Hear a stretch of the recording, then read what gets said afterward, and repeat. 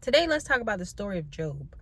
Man, poor Job, man. I'm telling you, this is one of the stories that probably introduced me to cognitive dissonance as a child. Here you have the pastor telling me that this dude was the most perfect stand-up man. He was righteous. The Bible even called him perfect. Like, how much more perfect can you get when the Bible deems you perfect? He was a father. He had a farm, and I'm talking about a big farm. Dude had like 7,000 sheep, 3,000 camels, like 500 oxen or something like that. He had like 7 sons.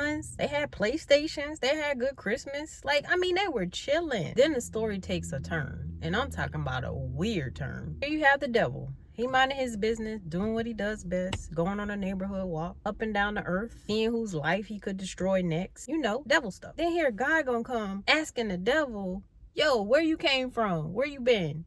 The devil gonna say, I've been just roaming the earth, chilling, messing up stuff, because that's what I do. Then God gonna have the audacity to say, have you thought about my dude, Job? The devil was like, nah, I ain't thought about him. You gave him everything. He ain't gonna crack. But I bet you if you take everything away from him, he'll crack. God was like, nah, bruh, that's all mine. I got him trained real good. Go ahead and see what you can do. I bet you he ain't gonna crack. That's my boy. That's my boy. He ain't going nowhere. The devil was like, but that's not very mindful, not very demure. God was like, watch. So the devil was like, bet. And then God was like, bet. So God goes back to his spot. He grabs some popcorn and he's like, all right, let me see what my boy gonna do. So his entire farm gets wiped out. Meanwhile, God like, nah, that's all right. He ain't gonna crack.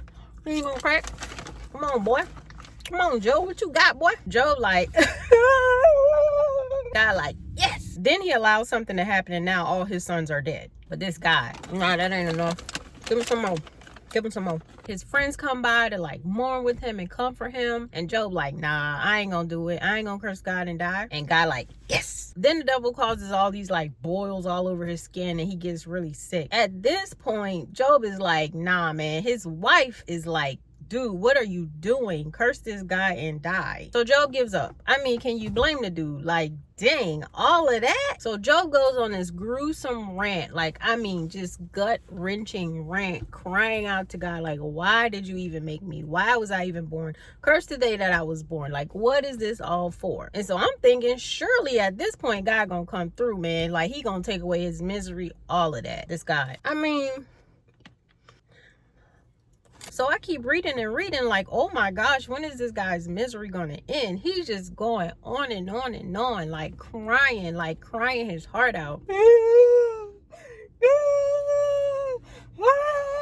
I mean, so I get to chapter 10, nothing, still crying. Chapter 20, nothing, still bawling his eyes out. Chapter 30, nothing. It ain't until 42 chapters later that God like, all right, man. God was like, bet. He passed. All right, let me just go ahead and let me see what I could do.